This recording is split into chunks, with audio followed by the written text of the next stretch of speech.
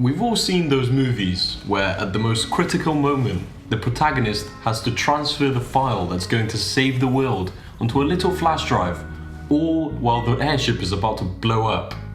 Now, those scenes are great at building tension, but how realistic are they? To answer this, we'll need to understand how all those ones and zeros get from the computer to the flash drive or SD card or whatever else it is that you're writing to, and how quickly we could actually do it. Since the most common devices we see in films are flash drives, let's focus on those. Now, you could argue that this technology was made obsolete by cloud storage, but even now, there are few ways as convenient as flash drives to carry data around. There are two specifications that determine how quickly a flash drive can operate: read speed and write speed. Read speed being how quickly we can read the data on a flash drive, and write speed being how quickly we can write data onto it. Here, write speed is more relevant, as in movies, we're mostly seeing the hero steal files from the villain. These specifications are also applicable to your computer, phone, really any device with a memory. Let's have a look at what they mean and what determines them. Before we can determine the read and write speed of flash memory, we need to first discuss what flash memory actually is. It's called flash memory because we can't delete one bit at a time. Instead, we need to erase an entire block in a kind of flash, like from Men in Black. Flash memory is made up of programmable switches called floating MOSFETs. Now, you may have heard of a MOSFET before. Essentially, when you apply a voltage, called a threshold voltage, to the gate, enough electrons are pulled up from the substrate to create a sort of conducting tunnel, which switches them on. Now, we can measure this by measuring the current going from the drain to the source. Adding a floating gate layer to the MOSFET allows us to change the threshold voltage. If we put electrons here, even when we apply voltage to the gate, it won't be enough to create a tunnel, as the floating gate is repelling electrons from the substrate. This allows us to program zeros. We can fill or empty the floating gate through a process called Fowler-Nordheim tunneling. Now, this seems scarier than it is.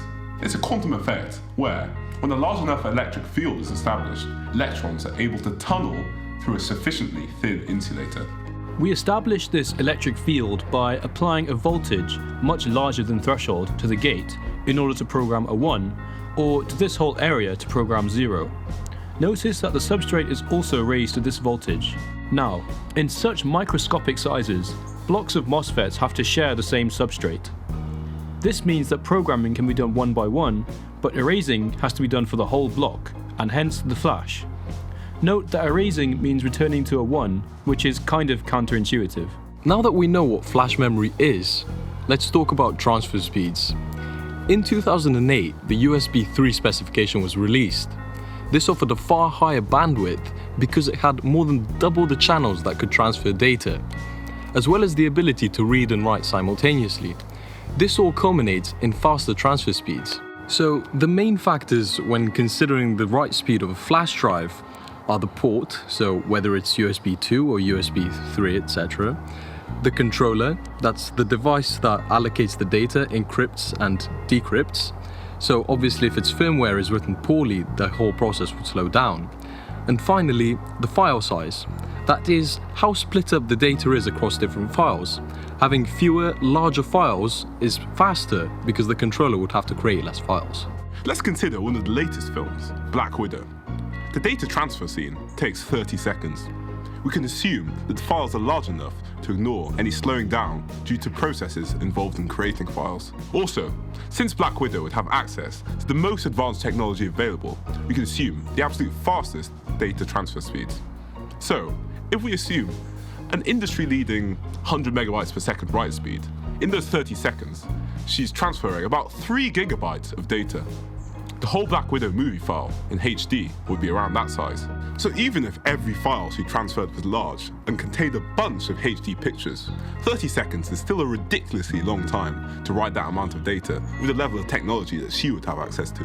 Of course, in the past, write speeds were limited by smaller ports and less advanced technology, as well as less advanced compression algorithms. In fact, before USB 3, flash drives couldn't really write faster than 10 megabytes per second. Combine that with less compression, and the 30-second time frame would be realistic. But nowadays, it's simply too long. Especially now, with USB 4 on the horizon, data transfer speeds are set to get even faster. At the end of the day, these scenes are usually enjoyable and a great way to build tension.